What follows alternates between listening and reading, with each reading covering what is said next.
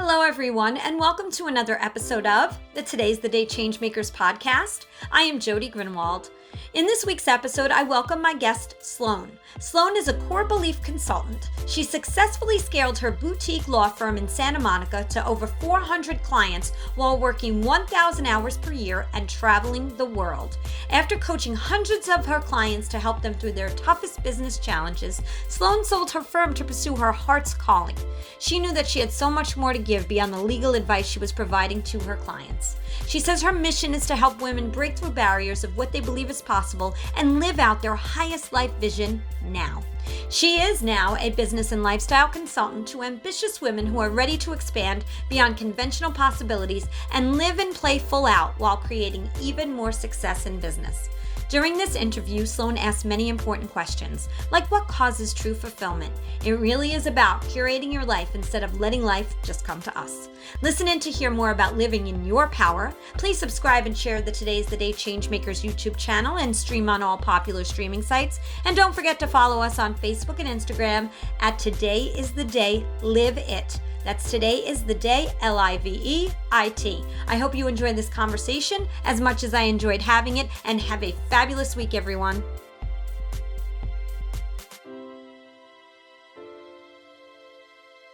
Hi, everybody, and welcome back to another episode of Today is the Day Changemakers, where I have the absolute honor to interview people who are just doing amazing things across the country, in their corner of the world, in the larger part of the world.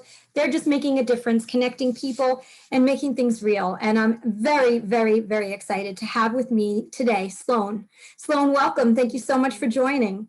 I'm so happy to be here, Jody. Thank you for having me. Absolutely. So I want to read a little bit about your background, and then I'm excited to share how I actually found you and we started chatting. So Sloane is a former business attorney turned master business and lifestyle consultant. She successfully scaled her boutique law firm in Santa Monica to over 400 clients while working 1,000, yes, I'll say that again, 1,000 hours per year and traveling the world. Sloane attributes her firm's success to delivering a superb client experience and being her client's partner in business, not just a voice in legal expertise.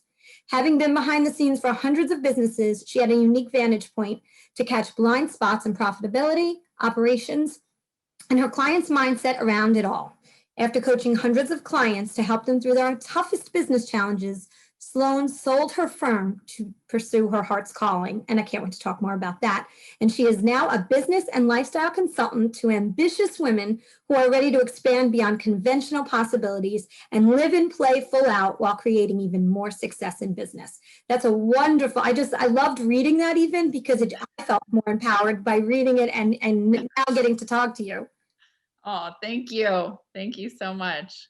So I just kind of want to start, and everybody knows that this is a non-scripted conversation, and that's what I love about this. It's two people just being as real as possible, is that I found you by chance, right? We're having this conversation totally by chance, and it's a great, great story of how if you pay attention to what's on social media and not just scroll, you actually can meet amazing people doing amazing things. So Sloane, you had put something out. I believe it's through the Daring Life Society. And you would put something out, and I think it was a sponsored content. And I was like, oh, this looks really interesting. I want to listen. So I started to listen, and I was like, wow, I can really relate to this content.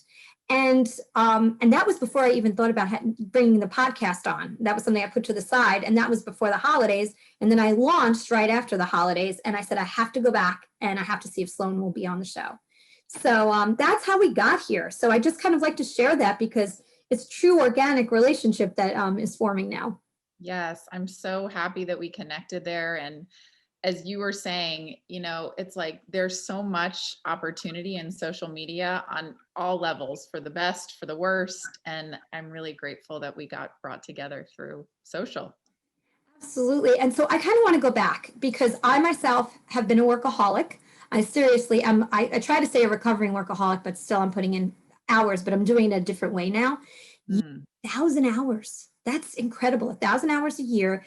Let's start with the fact that you were an attorney and share a little bit about that business. And then I'd love to kind of then go into, what happened? What flipped the switch to say, I need to move to do something more passionate for myself? Well, let me just be really clear. It didn't start out with 1,000 hours a year because originally I didn't understand how to build a business at all. I actually came from a very large law firm and I decided to leave to start my own firm, which in the legal world is like, nobody would do that. And so when I started my firm, I was working really hard and I was making no money. So the first 6 months that I worked, I actually made $12,000 and I was hustling. So I was embarrassed and I was scared and I needed to make money. And I was looking for a coach to help me learn how to build a successful business. And so as I started learning about how to build a company and that, there were time periods in there where I was actually not sleeping. There was about 2 years that I spent maybe 3 or 4 hours a night sleeping, not sleeping. And I was exhausted and I was just kind of getting results like this, coasting, average, not getting there. And it was when I finally understood what it really meant to scale my business, to get support, to create systems, to do that in my company, that I started traveling and that my business really started to grow and I was able to actually create a profitable, successful firm. That's amazing. So, I have a term that I use: living on cruise control. Right? You kind of adjust. You're just kind of coasting, and you were working though. You were working. You're working Hard. but Yeah. it wasn't the results that you were getting. And what do you attribute that to? Do you attribute that to fear of failure in any way, that you feel like you were going to fail? And I know a lot of people go through that. They're afraid that fear of failure, fear of success. Sometimes we fear both at the same time. Yeah. I think in my case, honestly, I just had this kind of employee mindset that was carried over from how I was raised and also how I had operated before, which was, if I want more success or more money, then I need to work harder and do more.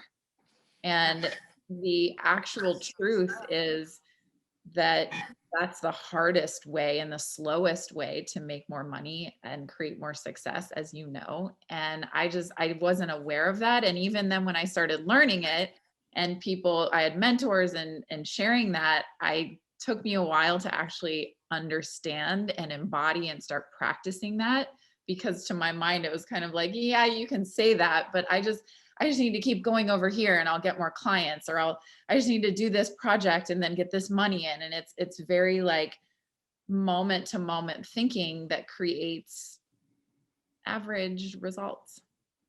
I'm reading a book right now called The Infinite Game by Simon Sinek. And he mentions about finite thinking and infinite thinking. And when you just said that, and I just started the book yesterday, somebody sent it to me who was on the podcast. And when you said that, I'm like, oh my gosh, that exactly is what the book talks about. That finite, if I do this, this will happen, but not looking past just that transaction. Yes. Right? Yes.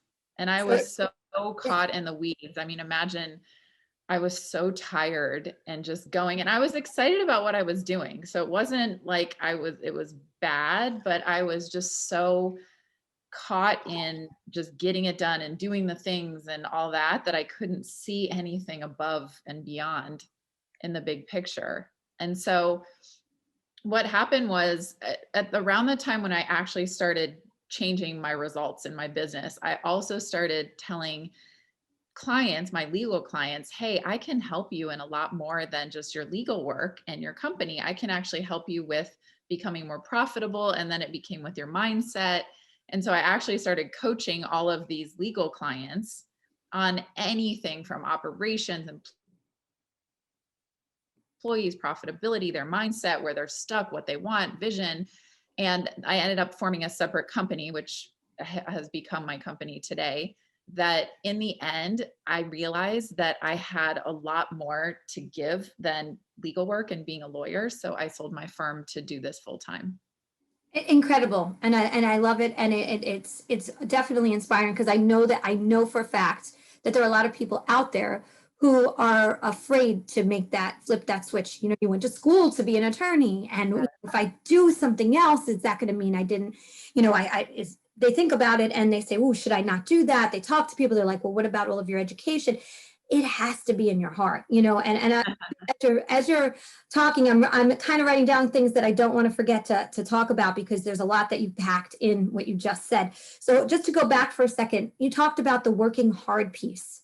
And Yes. a lot of people feel like, and I've been seeing it and reading it still, Sloane, and it actually infuriates me inside when I see this. You have to, if you don't work hard, nothing will happen. You have to work hard. Why? Why do you have to work hard? Why can't we work smart? And why does it have to be 23 out of 24 hours? And that means that we're successful. That's not right. That's burnout. After a while, your body can't sustain that.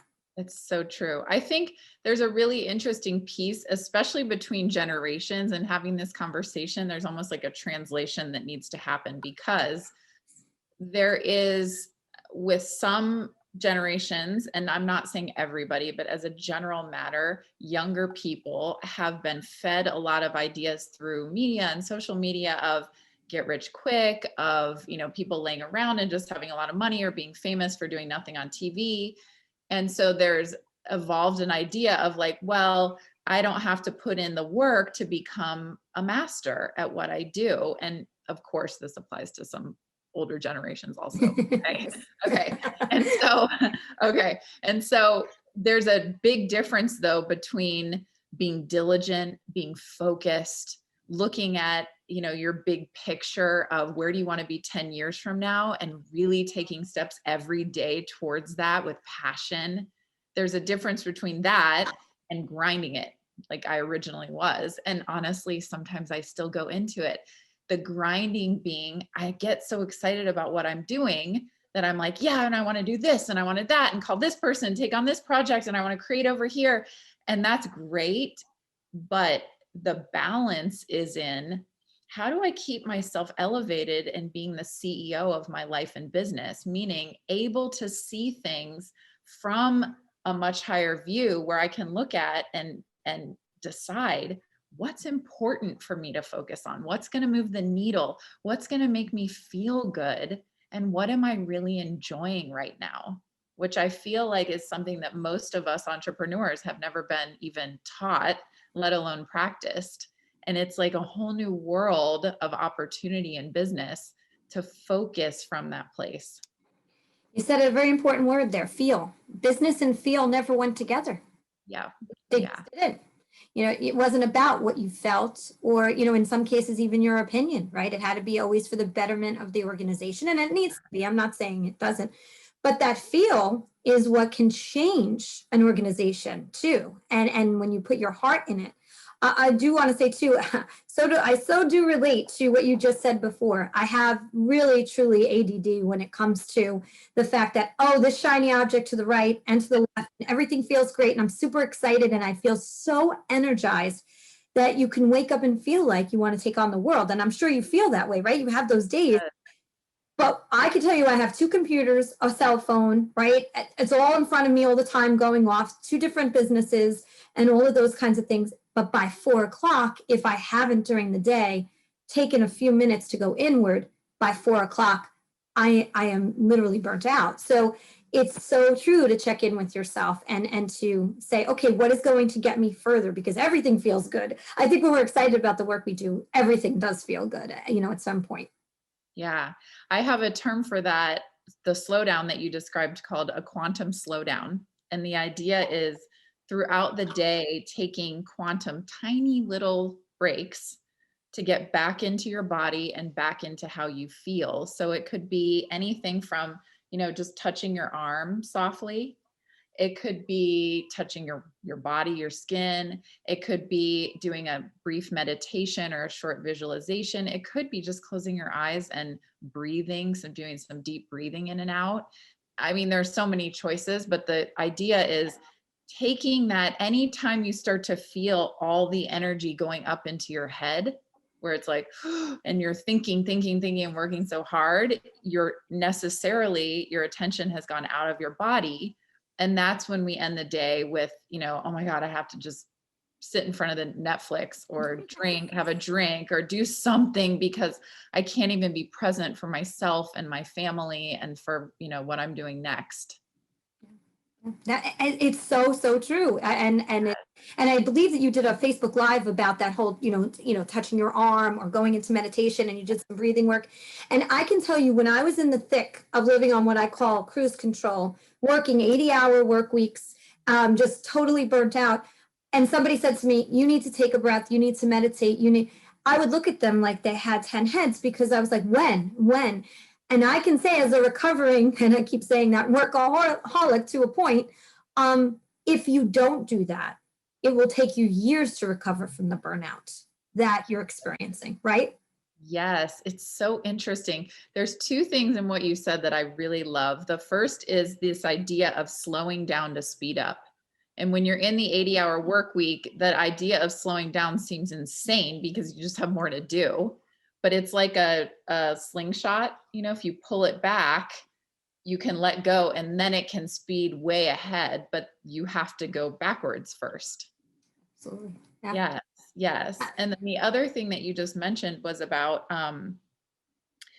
this idea of really, I forgot what I was going to say about that piece. No worries. Anyway, this idea of slowing down to speed up is so important. And it's not until you actually start practicing it that you can see the benefit of it. Because the truth is all the things don't actually need to get done. That's the biggest illusion, especially for us as women who have diffuse awareness and we can focus on so many different things at one time. We start to feel, and especially in business, is like, I have to answer every email. I have to be on top of this. I have to do every single social media channel. I have to do all the things. And actually, though, all of those things are not moving the needle forward. Very few of them are causing the results. Like the 80. Gosh, yes. I'm sorry, say that one more time. Like the 80-20 rule at work. Oh my gosh, it truly is the 80-20 rule. And what you said is something I keep thinking about with every task I do during the day. Is this going to help us move the organization forward in some way? If not, it can go to the bottom of the list. And when I have time, I can get to it. And it's hard. It's hard because as definitely a control freak, and I totally will admit that in business, right? When I own it, I own it. I think that it's hard to say, I'm going to let that go for right now. It almost becomes you have to practice that because it's hard to do. Yes. Especially when you're used to being the A+ achiever, so good at everything. And then the possibility of not pleasing some people or letting them down from not responding to an email. I remember in my law firm when I first had the awareness that when people just send me a random introduction wanting, hey, meet this person, I think you guys could do business together, and I already know 5 people in that area, or I'm not interested in that, I don't have to respond. And they might not like me, they might feel upset, but it's like really liberating to decide how I'm going to spend my time instead of just letting the forces of the world come at me and that dictating how I have to act. And now we're getting into like, what causes true fulfillment? Because it really is curating your life, and it's instead of just letting life come at you. Why do you think it is that we need permission, that we feel we need permission to be able to say, I'm not going to answer that email? And why is that so hard for us, do you think? Well, I think that especially for women, but this is for a lot of people, we are taught from a really young age how to be good and how to be pleasing. And one of those ways is, one example I think of is I always see adults, like they'll say, go hug your uncle or go hug our friend. And the kids like, and they don't want to. And they're just like, go up and, let themselves be touched. And they're not, most children aren't taught, like, do you want to have that touching or do you want to have that interaction? And yes or no, whatever you like is fine. Instead, they're taught override how you feel and just do this thing. So there's no discernment. There's no practice in getting to know like what you do and don't want and making a decision from there. Wow, you just gave me an aha moment right there, by the way, Sloane. What was it? That just thinking about that as a parent myself, my kids are now 22 and 19. I remember doing that. They're both vocalists and they also perform. So I remember saying, oh, come on, don't you want to sing a little bit in front of, family, like unfortunately, like, the monkey, like you're trying to make them perform. And Yes. there were times they didn't want to, and they probably were telling me that. And I know they were telling me that, but I was kind of like super proud. And you don't realize that you're taking away their power and their Yeah. feelings when you do that. And that was wonderful what you just said. I I hope when people appreciate you listen sharing to that. it, it opens their eyes. Yeah. Yeah. It's really interesting. And so either we can get taught that as children, or we can cultivate it for ourselves as adults. And it's a really challenging practice when you're raised the old way, the traditional way, because, and I know I've been through this myself in a really deep way, is you have to go through the physical sensations and all the mental chatter that's telling you that you're bad, that you're wrong, that someone's going to hate you, that they're going to gossip about you, that they're not going to do business with you, and all the craziness that we can come up with about why we should override what we actually want, what I want inside, to make someone else potentially feel better. Yeah, no, so well said. Thank you for that. That's such a great tip for parents out there, but not even just anyone, about allowing people to be in their own power. I think that's wonderful. One of the things I really feel very strongly about, and I see it myself, and I know we talked offline about it via email, which I think is so important, is leaders not really feeling fulfilled. And I think it's really an important topic. Working for others and now in the podcast, talking to others and leading two organizations, I can honestly say that I see and talk to a lot of people, and I know you do too, that are working. They are talking about the thoughts of being fulfilled. They actually say it out loud, but they don't actually connect with it. So I really would love for you to share more information about that topic.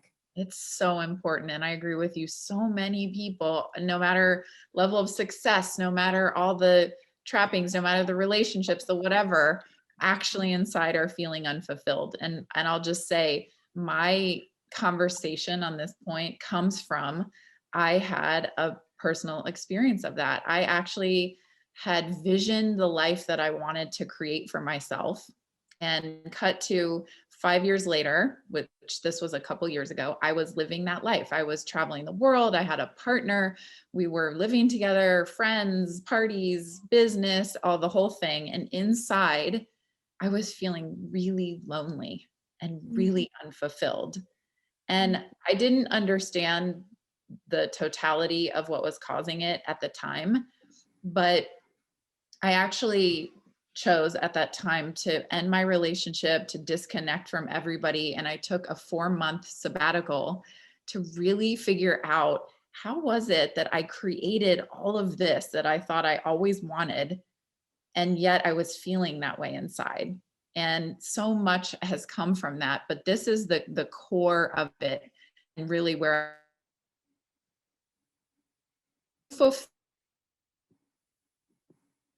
available unless you have a genuine and deep and loving relationship with yourself. Can you say that one more time? Because for some reason the video went out for a second. Just say that last line one more time. Yes, It's so absolutely. important. Yes, true fulfillment and real success, the ultimate success, are not available unless you have a genuine and deep and loving relationship with yourself. Yeah. And that, Period. yeah. And here's the big thing with that I want to share and add on is, we're really, in a lot of ways, I think by media and maybe by some of the context of what that means, almost being led astray. And what I mean is this: self-confidence, self-love, self-care, those things are effects of having a great relationship with yourself. They're not things that you get or you cultivate. You can't get it from outside of you and bring it in. And so there are a lot of people, especially, I work with a lot of women who are like, well, I'm doing all the things. I have time for myself. I go to yoga, I get a massage, but it's not moving the needle in how I actually feel inside. And the reason is because the relationship with yourself has to be treated the way you would treat someone you care about. So let me give an example. If you had a relationship with a partner who never looked into your eyes, was critical about your body, never really touched you, barely spent time with you, and then at times talked poorly about you, what do you think the quality of your relationship would be? Not a good quality at all. Not at all. It'd be terrible and you would leave. And that's how most people are actually treating themselves. And so the process that I'm suggesting is one where you actually start to treat yourself as another, building a relationship that's like, I look at myself in my eyes in the mirror regularly, sometimes lovingly, sometimes deeply and soulfully, sometimes flirty, actually treating myself like someone to have a relationship with. Does that make sense? Oh, that makes a ton of sense. Absolutely. And a great insight, because I have to say, I wasn't doing any of that connection until the pandemic hit. And then there was all of this downtime, right? Yeah. So I really didn't know a lot about myself. I mean, and I'm not talking, I knew who I was and I knew my titles, because we all wear armor every day we walk out of the house, right? The title of whatever, the wife, husband, significant other, whatever title of that, mom, whatever your aunt, uncle, whatever it is, you walk around with that title, but we don't necessarily decide that we're who we are and get to know ourselves. For whatever reason, we know our titles. One of the things that drives me crazy, and I don't know if you've ever done any work on this with any of your clients, is when somebody will say, "Oh, so tell me about yourself." We never say, "Oh, I'm a kind, caring person who really cares about other people in the community," and not. No, what do you get? Well, I'm the CEO of blah blah blah, and Yes. mom of blah blah blah, and it's all of those titles. That's who we become.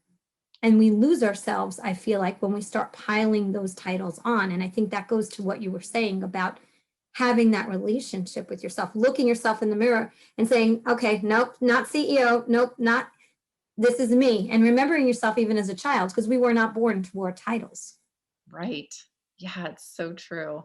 And it's so interesting how young this is socialized out of ourselves. You know, when you're little, you're just completely in the moment and you're free and you're open. And so quickly, even this like looking yourself in the eye becomes a strange, weird thing to do by like 8, 9, 10.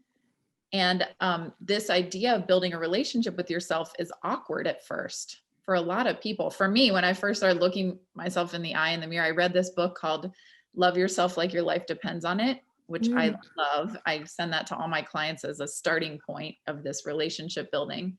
And it was like awkward. I felt weird, but I kept trying it. And now over time, I've evolved practices and just a whole lifestyle really around having and continuously evolving a relationship with myself, because, and I'd be interested to know what your experience, Jody, is.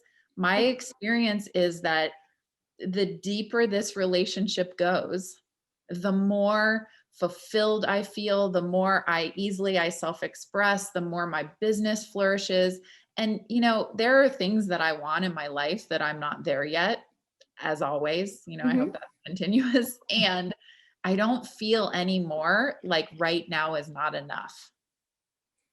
Yes, I'm gonna say yes. That is so true, because I have to say that that connection with myself took away the fear to even start. This would not exist. This conversation would never be happening if I didn't have the connection with myself and stop worrying about being vulnerable and the judgment that could happen from maybe it's like my hair in this podcast or whatever, or they think the topic isn't right. Like, stop worrying about what all those outside influences are and come from your heart, come from this place of what's inside. Give from that space. Those who are supposed to connect will. Those who aren't won't. And you have to be okay with that. Yes. And it's hard to get there. It's so, I'm sure you know that, right? It's a Yes. You know, what you just brought up is so beautiful, because the example we were talking about earlier of, you know, go hug your uncle, that is just a little example of how we are taught from being little to be externally defined, meaning my whole sense of self comes from how you experience me, instead of what do I want? What's my guidance? How do I experience me? And so this relationship building, when I start to become internally focused as my definition of me, then changes everything. And like you said, then it's okay to be vulnerable. Then it's okay to risk something new because I'm looking inward at how I'm experiencing me, which feels good, instead of the plethora of options from the external that can feel bad. And I mean, there's plenty of people to judge or think you're doing the wrong thing or it's not good enough or, any of that. Hmm. Oh, absolutely. And I think Yeah. that was the one thing that made me feel connected to you. And that's why your business changed too. When you started giving from yourself and saying, well, I can help you now with this and I can help you now with that. That was in your heart and you were just being organic about it and allowing it to flourish and be connective with someone. And that's how you came through when you were on Facebook and you were sharing. I'm like, nope, she is not sitting here trying to sell me a product. She is giving of herself and sharing. And that is why I'm connecting with her. And unfortunately, in the world of whether it's coaching or some of the things that are sponsored content, you don't always see that authentic person. You can tell from the moment they get on there, this is a sales pitch. And for me, I was listening to you and I just felt a connection with myself through the words that were coming out of your mouth. And when you feel that, that's when you know that there's something there. And that's why it's so great to be able to be vulnerable, because all the things you're sharing, I'm on that journey with you. I feel like, I have experienced so much of what you're saying, and it's always nice to know you're not alone. Yeah. Yeah. I appreciate you sharing that reflection. I'm so glad you're experiencing that for me because that is a practice that I've cultivated of shifting out of moving from the smaller self who has needs, wants, desires, fears into from my highest self, from my heart, from what I'm here to do on this planet, from what really matters. And every single person has that potential possibility experience within them. It's just a matter of us shifting our focus from one, which is where most of us were trained and raised, into the other. Yeah. And Yeah. and I think with leaders, vulnerability and judgment, that's the space I'm really playing in, because I feel like a lot of them start to wear a lot of armor, and especially, I'm going to go back to what you said, especially women, especially from that leadership role, CEO of big organizations or whatever it is, they have to look to the outside world as strong. The way they speak, the way they speak, the speed in which they speak, and the confidence in which they say the words that come out of their mouth have to be a certain way in order for the other gender to feel that they are equal. And I'm not saying that's always, I don't like to use general terms, and I'm totally not saying that. I'm saying I've seen it, though. I've seen that happen many, many times. Yes. Oh, yeah. And it makes sense. One of the main focuses of the Daring Life Society that we're in together is what I call the new business paradigm. And it's this idea that success in business was created by men just by virtue of the fact that men were the ones in business and they were the ones having success. And so now there are a lot of women in business and successful women, but we learned, and I did too, how to do business from men. And this new business paradigm is really looking at, okay, what if we started to look at our innate capabilities and gifts as women and cultivate a new way of doing business to use those gifts instead of just doing the old model, which would be being super linear, getting it done, having to be the most articulate. Everything is just like you're clear, you decide, you move it forward, you make it happen. And I'm not knocking that. I've had a lot of success from doing business that way, and I'm sure you have, many of Same. us have. And actually, in that place, we're operating at a fraction of our power. So with the mass and with everything, and I'll give an example. We've been taught that having emotions as a woman in business is either crazy or bitchy or out of control. And actually, there's a really powerful place for using one of our gifts, which is, as women, and I'm generalizing, but as women, we generally have a very wide range of emotion, up a high and a low that's different than most men. Their range is smaller generally. And the power to say in business, I am so excited about what's going on here, or I'm really angry with what you did. I want you to know that I feel inside like I'm burning up. I can't believe this happened. I'm really angry. I'm going to step away and we're going to talk about it. Or I want to tell you right now what's going on and let's talk about it. But as we become more conscious as women in how to first process our emotions, so when they do feel out of control, to move through, first experience and then move through that ourselves, and then express the truth of our emotions in a healthy way. There's a lot of power in that, even in business. Absolutely. Absolutely. Yeah. I mean, there is so much power in business in that. And again, I think going back to those who connect with your leadership style, if that is your style, to just allow yourself to be who you are and not to think that you have to be somebody else. Otherwise, they're going to look at you as weak. And that's the unfortunate part, right? That's the thing, is that we never want to appear weak or vulnerable. Yeah. And so, but the connection is what people thrive on. And that's why servant leadership, and that means you have to be genuine, is Yes. the thing. And I've interviewed tons of leaders on here, and a lot of those podcasts will be coming out. And a lot of them talk about servant leadership. But I also know that I wonder if all of them feel as fulfilled as we just talked about too, right? So they come from that heartfelt place. I don't know if they do it or not. We, some of them share, some of them don't. But I hope that this podcast of what we're sharing now opens the door, continues to open the door for people to see that they don't have to be someone else in order to be a great leader and make a difference in their organization. I want to bring up the name of your business, what you're doing right now, how people can connect with you, because I think after hearing what you just put out there, there are going to be more people who want to connect with you. Yeah, I would love that. In a lot of ways, it's like we're pioneers in this new way of doing business and living life, this consciousness movement of learning, who am I really? And then how am I going to show up as fully self-expressed as I can possibly be to bring my creativity and my gifts out into the world? Because it's really only from that place that you can experience fulfillment. So anybody who's interested in those topics and diving into this on business, life, pleasure, I would love to connect, and we can connect at daringlifesociety.com. The Daring Life Society is a Facebook group for women. So anyone who's interested in that, we would love to have you apply to come into the group. And I would love to connect Facebook, Instagram, anywhere we can. I'm Heart and Sloane on Facebook and Instagram. Oh, I just love that. That was great. That was great that you did that. Makes it easy for people to remember too, by the way. So Yes. awesome.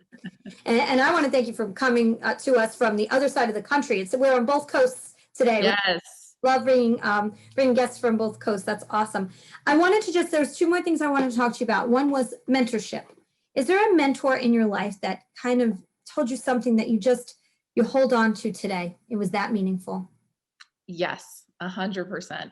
So I worked with the intimacy experts. It's Marla Mattinson and Julian Kolker quite deeply. And I would say one of the most profound things that I actually experienced from them is this idea that you are worthy of unconditional love now. So I used to have a rather unconscious idea, but it was just buried in there, that I needed to do all this healing and I had to do more growth and I had to do something to get to a place where I could really be loved, and at its core where I could really say to myself, you are good enough now. And what they taught me through experience and their love and also awareness in this idea was that where you are right now is exactly where you're supposed to be. And there's always more healing. There's always more growth. And I think one thing that happens with people who are becoming more aware and doing this consciousness work and personal development is it's almost like you can get caught in this trap where you become more aware of what your material is. And then if you don't get really careful and really conscious, you can almost tear yourself down more for that. And this idea is that there's no future time when you're going to be good enough or healed enough or anything. Now is the time to find that you are good enough, that you are lovable, and that begins with yourself. If anybody's watching this or listening to this, whether it's YouTube or on the podcast, So Sloan just gave you permission. And for those who need permission, you just got it. You know what I mean? And I think that's the thing is sometimes people need somebody to tell them it's okay.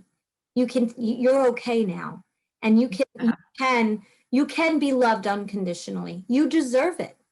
And a lot of people feel like they're on that journey. Oh, when I get to this point, then if I do all of this work, and then it's more work and more work, and it never gets to the point where you feel like you're worthy. That is such a great point, because there's always people telling you have to do more work. Yeah, I think the other piece of it is there are a lot of people who even know what I'm saying to be true, know intellectually, but haven't realized that until you go and find that love for yourself, it's not going to come at some future date. You were not taught to have that. I wasn't taught to have that. Okay. And so there's not going to be some healing or some other event is going to happen where suddenly you're like, you know what? I'm going to stop talking to myself that way. You know what? I'm not going to beat up on myself when I make a mistake or when I sound silly or have a failure. I'm going to just support myself. This is an actual practice that has to be cultivated and curated from within you in order to happen. Mm-hmm. Absolutely. I was really thinking the other day, I spilled something and I'm like, oh, you're so stupid. In my head, I'm going, you're so stupid, klutz. And then I pay, I'm practicing. And that's the thing is I'm practicing. I'm like, no, read that back. I made a mistake. And so what? 5-second cleanup, moving on. And it's that simple, but yet it is very difficult because you have to have complete awareness of what you're thinking all day. Yes. And you have to slow down enough to do the practice to shift it, because you could have just skipped over that in your mind and been like, okay, whatever, it's fine. I know I'm not supposed to talk to myself like that and move on. But you did a redo there to shift it and to change your neurology so that next time, maybe that will just come up automatically of like, oh, well, whoops. Exactly. And it's funny because then only a little bit later, maybe a day or so later, my daughter spelled something. I'm like, and my mom got all like frazzled about it. And then I learned where the programming came from, right? And then I was like, oh, okay, no big deal. Let's get the paper towel. You know what I mean? And I know it sounds like a silly example, but it's one that happens to everybody at some time or another. And we don't realize self-talk during that piece can change our programming. Yes. I love it. Yeah, and I love all that you're saying. I really, really do. And I think a lot of people will connect with it as well. And so now that the big question, and this is a great learning for people, and I always do this as my last question, and I could talk to you, Sloane, for 2 hours. I know. I love our conversation. Me too. Me too. Yes. Absolutely. I totally want to do this again. I really want you to come back for updates and things that you can share that will help, our listeners here. I think it'd be great. But I do want to ask the question of, so if you knew then what you know now, what would that have been? If I knew then what I know now, I would say I used to have this idea with experiences. So let me give an example. I had a mentor who told us that we needed to start flying first class, okay, when I was working with him. And I was like, okay, well, I'm spending all this money and I'm going to do what he said. And I started doing it and I was doing all this stuff. And the piece that I was missing from using experiences to up level was I thought it was, okay, well, I fly business class. I then am a person who does that and I just grow. It's not doing the thing, but it's in how you do it and how you grow along the way. So in that context, the thing that I would tell myself is give yourself as many elevated experiences as you can. And while you're in those experiences, see yourself in a new way. How can you interact with the flight attendant in a different way? How can you appreciate and just feel like, yeah, this is what I do, that you walk up and there's nobody waiting at the counter instead of being in the line that sneaks, all the way around the airport? How can you consciously experience this so that by the time you finish with the flight, you actually are a different person? And the more of those experiences you can give yourself, it's not just luxury for the sake of luxury or experience for the sake of it. It is who you become along the way. The faster you can shift into the next version of yourself in your next evolution. And you know what that made me think of was about dressing and being the part you want to be. So if you want to be the CEO and you're not right now, what would the CEO wear when you go out to meetings, even if you're going to a meeting and you're not the CEO, right? Right? It is that version of creating the vision of where you want to be in the day that you're in right now. How can you connect to that vision today? And so, for instance, a lot of times when I do these when I was thinking of doing the podcast, I'd be dressed down, right? But I don't do that anymore because I feel like, it makes you feel like if you and I were able to do this in person, I wouldn't be dressed down and Right. helping to run the podcast. So I feel better dressing up during, you know what I'm saying? It just puts you in a different frame of mind. So that is such a great example of that because there's nothing wrong with flying first class. And it gave you that feeling of, hey, I don't have to wait on the lines. It feels good. And it doesn't have to be luxury. It could be anything that is your personal vision, right? It doesn't Yes. matter what that vision is. Yes. Yes. Beautiful. No, this has been incredible. I mean, in a very short amount of time, I feel like we covered a lot. We kind of definitely took a trip today. Yes. Every experience with me is a journey. That's what I was looking for. I couldn't think of the word journey. That's awesome. It is a journey, and I'm so glad. For all social media, if I could make just a public service announcement is don't scroll, everybody. Take a moment to see what's on there. You just never know what beautiful light you can find along the way and connect with just amazing people who are changing the world. Not everybody is a sales pitch, and not everybody is looking to get over on you. There are lots of people out there who are just coming from a good space and wanting to help people like Sloane. So thanks, Sloane. I really appreciate your time today. Thank you so much. And it says a lot about you that you see that in people, Jody. So I appreciate that. Oh, thank you so much. I really appreciate that. Well, you're definitely coming back, I hope, Sloane, very soon. Yes, I will. I would love that. Awesome. All right. So everybody, as I always say at the very end, is today is the day. You cannot go back to yesterday and you do not yet own tomorrow. So what steps are you taking today to get yourself closer to the goals that you have, whether they're baby steps or very, very large steps or leaps? So again, Sloane, thanks for your time. And I look forward to seeing everybody back next week for our next episode of Today is the Day Changemakers. Have a great day, everybody.